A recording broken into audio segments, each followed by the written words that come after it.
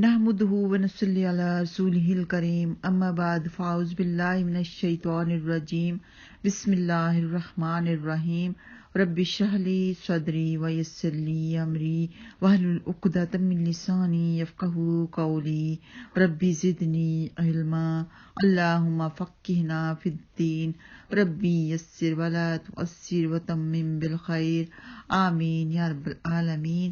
السلام علیکم ورحمۃ اللہ وبرکاتہ۔ آج ہم سورۃ آل عمران پارہ نمبر 3 کی آیت نمبر 71 اور 72 کی تفسیر اور لفظی ترجمہ کریں گے انشاءاللہ تعالی۔ یا اہل الکتاب لم تلبسون الحق بالباطل وتکتمون الحق وانتم تعلمون وقالت طائفة من أهل الكتاب آمنوا بالذي أنزل على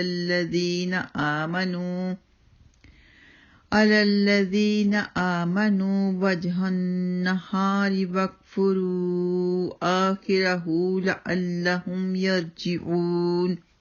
یا اہل الکتاب، اے اہل کتاب، لما کیوں، تلبسون تم سب خلط ملط کرتی ہو، الحق کا حق کو، بالباطل باطل کے ساتھ، اور تکتمون تم سب چھپاتے ہو، الحق کا حق کو، اور حالانکہ تم سب تعلمون سب جانتے ہو، اور قالت کہا، الطائفۃ ایک جماعت نے، من سے، اہل الکتاب اہل کتاب میں سے، آمنو تم سب ایمان لاؤ، بالذی اس پر جو، انزل نازل کیا گیا، علی الذین ان لوگوں پر جو، آمنو سب ایمان لائے، وجہ النہار دن چڑھے، اور اکفرو تم سب انکار کر دو،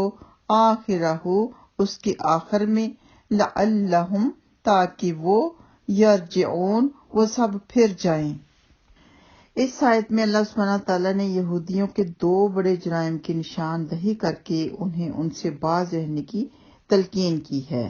یعنی آیت نمبر 71 میں اللہ سبحانہ تعالیٰ نے فرمایا ہے، یہودیوں سے فرمایا ہے کہ تم حق کو خلط ملط کر دیتے ہو، حق کو چھپا لیتے ہو، جانتے ہوئے تم سب چھپاتے ہو۔ تو ان کے 2 جرم، یعنی پہلا جرم حق اور باطل اور سچ اور جھوٹ کو خلط ملط کرنا ہے تاکہ لوگوں پر حق اور باطل واضح نہ ہو سکے، اور دوسرا کتمان حق ہے، یعنی حق کو چھپا دینا ہے، یعنی نبی پاک صلی اللہ علیہ وسلم کے جو اوصاف تورات میں لکھے ہوئے تھے انہیں لوگوں سے چھپانا، تاکہ نبی پاک صلی اللہ علیہ وسلم کی صداقت کم از کم اس اعتبار سے نمایاں نہ ہو سکے، اور وہ یہ دونوں جرم جان بوجھ کر کرتے تھے، جس سے ان کی بدبختی 2 چند ہو گئی تھی۔ اور یاد رکھے کہ حق کو چھپانا بہت بڑا گناہ ہے۔ کبھی آپ کے اوپر کوئی ایسا مسئلہ آ جائے کہ حق اور باطل میں آپ نے ایک فیصلہ کرنا ہو، کسی کو کوئی مشورہ دینا ہو، کسی کے بارے میں کوئی فیصلہ کرنا ہو یا کوئی گواہی دینی ہو، تو آپ لوگوں نے حق کو نہیں چھپانا، اگر چھپائیں گے تو گنہگار ہوں گے۔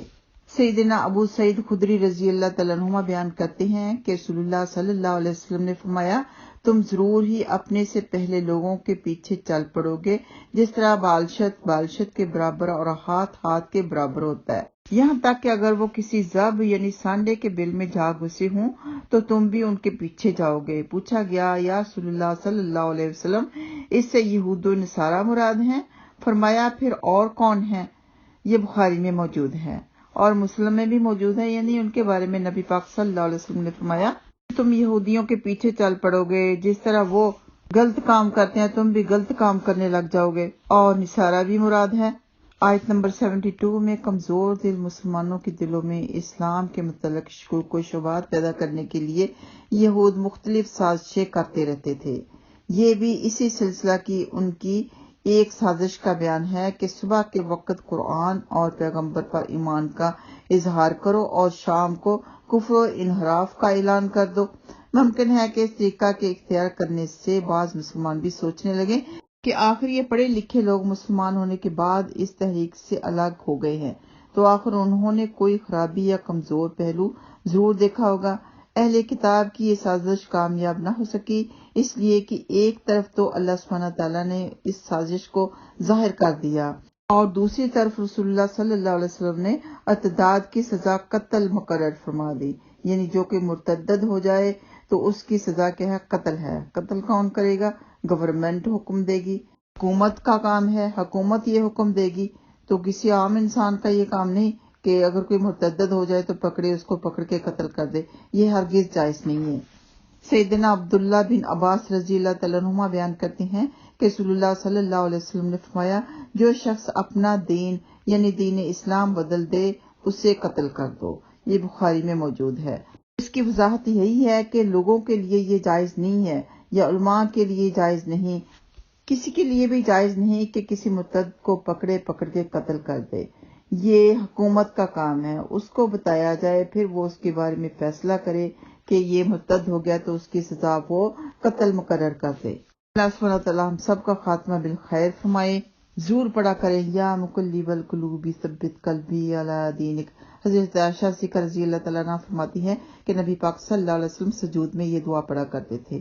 اللہ سبحانہ وتعالی ہمیں بھی توفیق عطا فرمائے، آمین یا رب العالمین۔